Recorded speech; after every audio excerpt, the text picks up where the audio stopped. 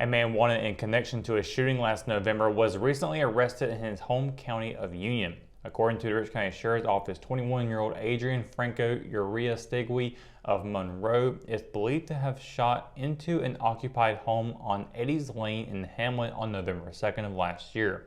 Warrants had been taken out for Franco Uriastegui's arrest, charging him with discharging a weapon into an occupied property. He was arrested on February 13th by the Union County Sheriff's Office and was booked into the Union County Jail on a $50,000 secured bond. It appears he has since been released. His court date is currently unknown. Facing an early 3-point deficit, senior Zion Baldwin netted 6 straight points, including a breakaway jam to set the number 2 Richmond Raiders' third-round 4A East playoff win in motion on Saturday. Playing host to number 7 Lumberton, Richmond and head coach Donald Pettigrew advanced to the 4th round for the second consecutive season behind a 72-59 victory. Heading into the game, Pettigrew expected a defensive battle, while at times early on the Pirates, a former conference opponent of Richmond, showed some grit. The Raiders' team defensive and explosive offense was too much. The victory was Richmond's 26th of the season, tying the program record for the most in a single campaign, which was set last year. The Raiders also extended their program best winning streak to 19 games. Looking to make it to the Eastern Regionals for the first time since the 2000-2001 season, the number 2 Raiders will host number 6 Jordan on Tuesday. The number 6 Falcons shook up the 4A East bracket with an 85-80 upset win over number 3 Millbrook in the 3rd round on Saturday. The Lady Raiders soccer team faced 4 opponents over 2 nights of scrimmaging on Thursday and Friday, netting a total of 160 minutes between the 2 days, the equivalent of 2 full games. The Lady Raiders were ahead on the scoreboard during both of their first 2 matches at Hope County. Facing non-conference opponents Cape Fear and Southview, Richmond played 2 20-minute halves. Against Cape Fear, the Lady Raiders registered a final score of 3-0, followed by a 2-0 tally against the Lady Tigers. Head coach Chris Larson was pleased with Richmond's efforts, especially on the offensive end in the first live action of the season. The Lady Raiders will be the first Richmond spring sports team to open official play starting tonight at non-conference Montgomery Central. Action will start at 6 p.m. When we return, we've got your Live at 5 weather report. It's coming up after the break, so stay tuned. Hometown heroes?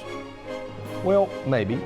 When it comes to backyard comfort and no pesky mosquitoes, call Brown Termite and Pest Control at 910-895-6410 or 910-276-8870. Their team of superheroes can take back control of your paradise. That's 910-895-6410 today. McNair Auto Sales is the place to buy your pre-owned car, truck, or van. To be the best, it takes big selection, friendly staff, and great pricing. We guarantee a no-hassle buying experience, and financing is available right on site. So come see us today. We're located at 1026 East Broad Avenue in Rockingham. And remember, with over 40 years of experience, you know McNair is the name you can trust. At Richmond County Hospice, we strive to provide high-quality care to our patients and their families. Whether it's the incredible hospitality at the Haven House or from the comfort of your own home, you can count on Hospice to be there for you. We also offer monthly grief support groups, and our chaplain will be there to hold your hand in prayer. Through our amazing staff and our volunteers, Hospice has made difficult times easier for our community. Call the number on your screen if you feel that you or your loved one may benefit from our services. Richmond County Hospice. Peace, comfort, dignity. And welcome to your Live 5 Weather Report. Hope your weekend was well. It was a little bit of a dreary weekend for sure. We had some cold temperatures fall in. It was actually expected on Sunday to be a pretty nice, warm, sunny, and 70 day, but we didn't get any of that at all. It didn't really get much more out of the 50s for yesterday. And yeah, really messy day with the overcasting and the dark clouds. And luckily today's been a complete opposite of that, as we've seen temperatures hanging out in the high 60s, low 70s with some clouds hanging around, but we have seen sunshine poke through them. And looking at tonight, we're going to be seeing those temperatures hang around the high 60s throughout the evening. 6 o'clock, 69 degrees. We'll have a pair of 67s for 9 and 11 o'clock. And looking at tonight also, we're going to be seeing a little bit more windy conditions for this evening. We have a 6:13 p.m. sunset, and there will be a first quarter moon phase out tonight. Looking at tomorrow, more sunny skies along the way, not a cloud in sight expected for Tuesday. So we'll be seeing temperatures hanging around in mid to high 70s. It's going to be really nice and warm for that day. Cumberland County, a high of 77, low of 57. Just 1 degree cooler in Hope County for the high, as Robeson will be seeing a high of 77 and a low of 57 there.